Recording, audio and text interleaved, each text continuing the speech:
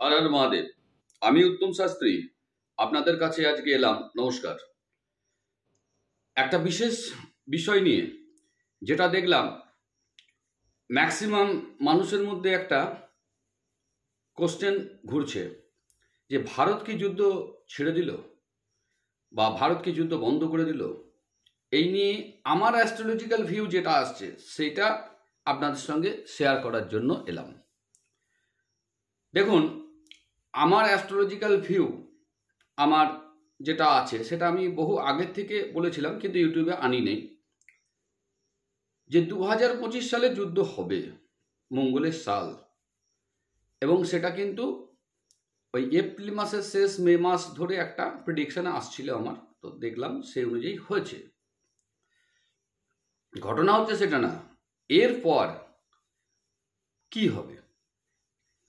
তো আমার হিসাব বলছে যেটা, সেটা হচ্ছে 14ই মে বৃহস্পতি কিন্তু মুভ নিচ্ছে।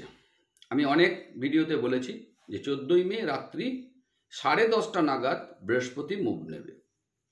আসছে কোথায়?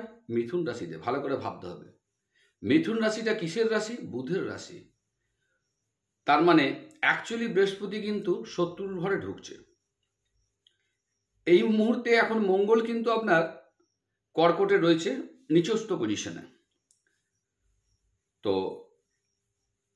আমার হিসাব সেটাই বেরোচ্ছে যে ভারত যুদ্ধ এই মুহূর্তে হয়তো সিজফায়ার করেছে,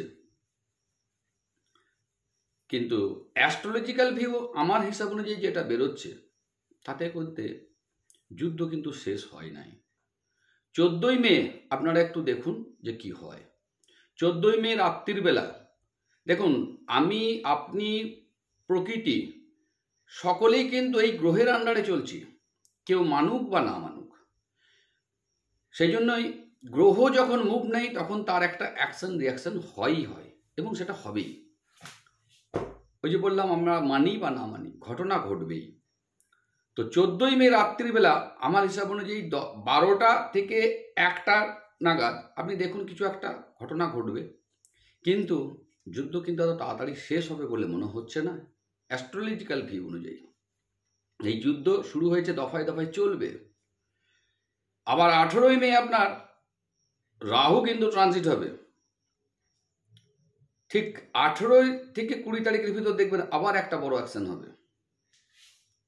এটা সম্ভাবনা 2026, অর্থাৎ নিউমারোলজি অনুযায়ী সালটা হচ্ছে কিন্তু রবির সাল।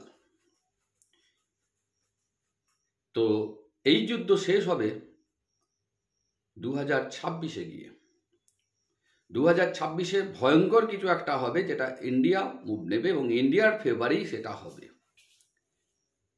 তো কাজেই আমরা ভারতবাসী হিসাবে সবসময় মাথায় রাখবেন যে আমাদের ইন্ডিয়ার যা পজিশন আছে, প্লাস গ্রহগত পজিশন, আমি সামরিক পজিশনের ব্যাপারটা আমি কিছু জানি না অত, সে সম্বন্ধে আমি বলতে পারছি না, কিন্তু আমার গ্রহগত ব্যাপার নিয়ে আমার যেটা হিসাব, তাতে করে কিন্তু রবির ফেভারে ইন্ডিয়া আছে।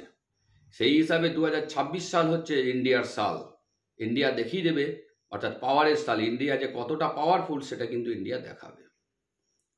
তো যাই হোক, আপনারা আমার ভিডিওটাকে লক্ষ্য রাখুন, সঙ্গে থাকুন, সাবস্ক্রাইব করুন, লাইক করুন, বেশি বেশি করে শেয়ার করবেন। ধন্যবাদ।